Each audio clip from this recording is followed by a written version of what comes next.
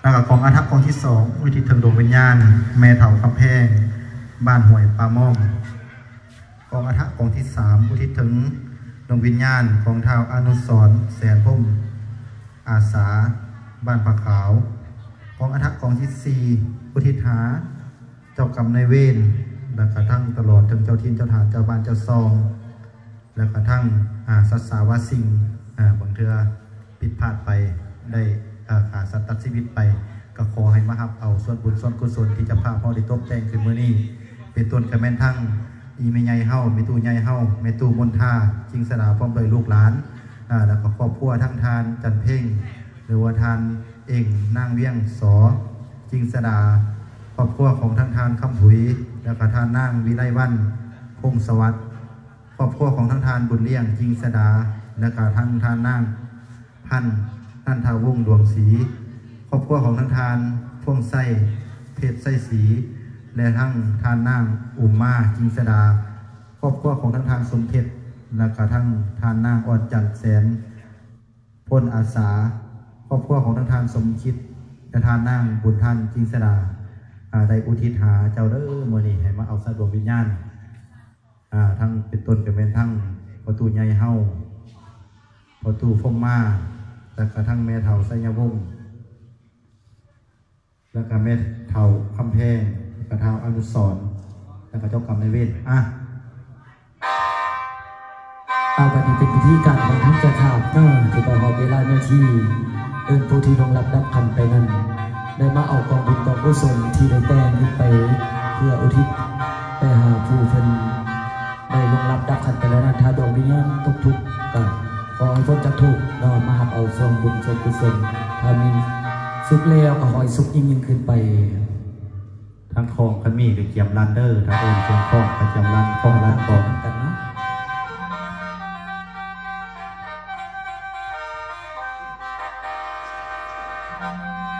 โอ้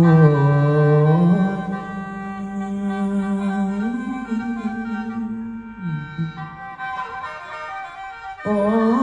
ยลานโอ้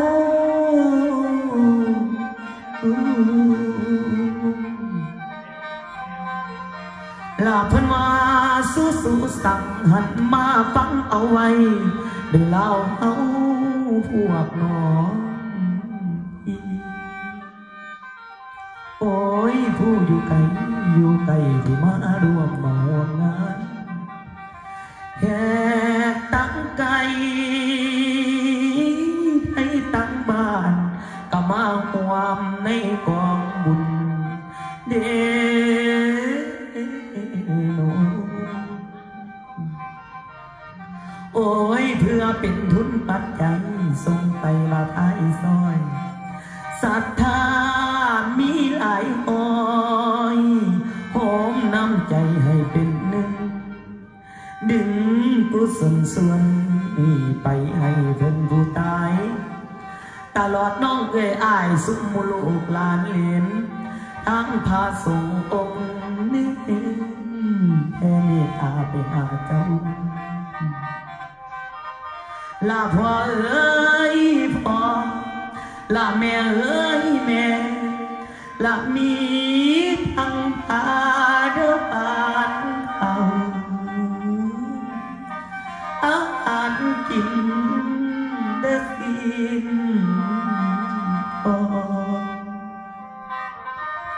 โอ้ยมีเสื้อผ้าอาภรณ์น้ำเครื่องกินเครื่องใส่กระเตียบไว้คู่สู่แนวตาตาเพิ่งยอดแก้วหลังอาจหอสูงมีเลี้ยงลายกายกันพันเกี่ยวเดี๋ยวเพิ่งแล้วมางามตาเอานี่เดนูถึงว่าละแล้วมือนี้สิลองอื่นเอา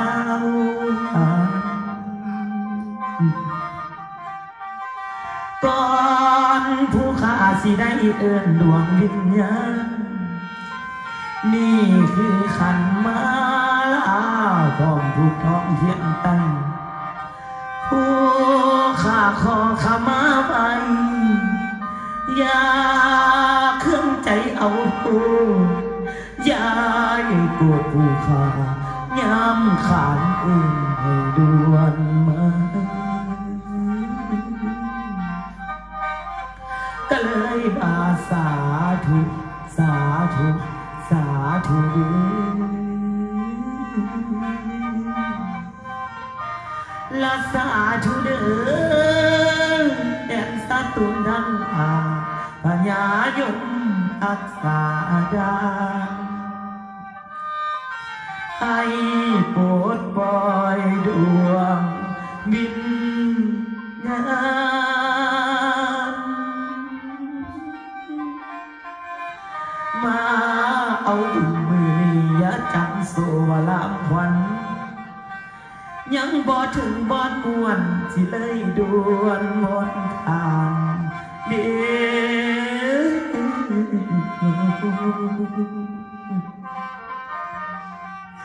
เอิ้นเอาดวงวิญญาณผู้ที่ตายต่อไปแล้วขอให้ดวงวิญญาณได้ยินเสียงเอ่ยลูกเอิ้นไอมาเด้อพอตู่ผมมาเด้อเนาะดวงวิญญาณของแม่เฒ่าไสงะบุงแม่เฒ่าคำเพงท้าวอนุสรณ์พร้อมด้วยเจ้ากรรมในเรื่องนี้มาตอนรับจับเอาความบุญกุศลที่ได้แต่งไปหาเนาะเอิ้นเอาดวงวิญญาณผู้ที่ตายนอกไปแล้วขอให้ดวงวิญญาณแก้วได้ยินเสียงเอ่ยเอิ้นไอโอ้ยสิอยู่ไกลหรืออยู่ไกลได้ยินเอิ้นให้ด่วนมาดวงวิญญาณยังบ่ขึ้นสันฟ้าให้อยู่ป่านกคนเดียวโอ้ย32ดวงวิญญาณอยู่นำหน้านำดอนอยู่นำผู้นำเขาให้ด่วนมาเด้ออย่าไปเพิ่มนั่งเป็นจุ่มนั่งเป็นสูงสุขอยากปองเที่ยวหากพอโอ้ยมาไปไว้ในถอนมาไปไว้ในถอนได้ยินเอื้อนให้ด่วนมาลาแม่เอ้ยแม่ลาพ่อเอ้ยพ่อหรือเจ้ามัวตั้งแต่วุ่นบ่ยิ้มกูกเสียงตาบ่เด้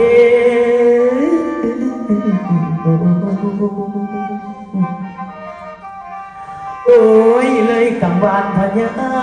ยมส่งเอาไปหาเจ้าบอกให้เขาใครทางประตูให้เปิดกว้างเนตรโอ้ยเจ้าอย่านอนหลับไหลบาดประตูเพิ่งใครขอให้สมน้ำตามาถึงแขนพนำแลมาโอ้ยมาหอดบอลเป็นแป้นขอให้เพิ่นบอกไปอย่าสิลงลาพ่อเอ้ยพ่อลาแม่เอ้ยแม่ขันมาหอดหัวให้เจ้าอย่าลีป่าข้าได้เด้อขันมาหอดหัวนะเจ้าอย่าลีป่าเขาขันมาหอดหัวเอาเจ้าอย่าลีสดกาย ลูกหญิงลูกชายสุมโมโลนหลานเหลี่ยมเจ้านั่งรออยู่ทางอีหรือพี่เอือนบ่ใครอาทางประตูบ่เปิดฟองบ่เอ็นโอ้ยก็เลยห้องเหียกเอิญในที่บ้านเปิดไขเจ้ายาสิได้ปิดปองทางเที่ยวให้เพิ่นมาเอาบุญอักกุศลนี่ไปพอยาได้สมตาเวลาทานใกล้สิทานใกล้สิทานโอ้ยมาได้ไหมแน่ทอนมาได้ไหมแน่ทอนเสียงของสิมงมือเอาตีก็มันนำได้เราฟังเสียงมงของเถื่อที่หนึ่งผัดดังมาเป็นสัญญาณต้องตื่นบอกให้ดวงวิญญาณและเถื่อที่สองอินพองทางพระพุทธเอิ้นไปบอกแม่เอ้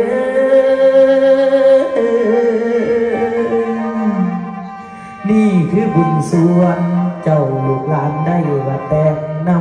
ำบาดสิซ้ำเสียงของมุงอีกที่สามขอให้ดวงพระอินทร์มาอับดวงวิญญาณเจ้าขึ้นไปเนาเมืองฟ้ากับกองบุญที่ได้โอ้ยถึงยำเศร้ายำแรงให้มีคนพัดผ่านผู้อาศัยว่าแกงนี้หักกองบุญไปมือนี่เจ้าอย่าห่วงพะวงหลังเด้อแม่เด้อเด้อพ่อเด้อเจ้าอย่าหัวเมาคิดห่วงลูกหลานอยู่ทางอีละแดนสุขาวดีพมมาจารีสันสวรรค์พมสันอีโอ้ยนั่นบ่แม่นเมืองผีเมืองนรกกะบ่ไก่เป็นเมืองฝ่ามินดีมัน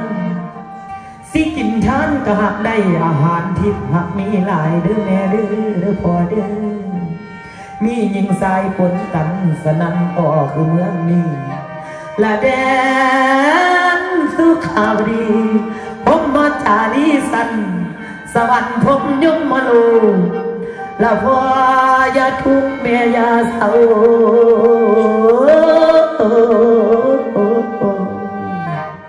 โอ้ยเมืองฟ้ามิงวิมานโอ้ยเด้อ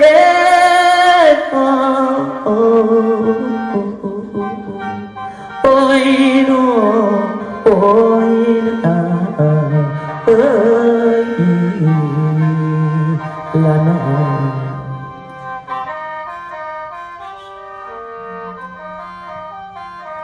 สาธุเด้อลูกหลานน้ำทางสามกองบุญเอกตกแต่งขอให้ถึงเพื่อนแท้บุญ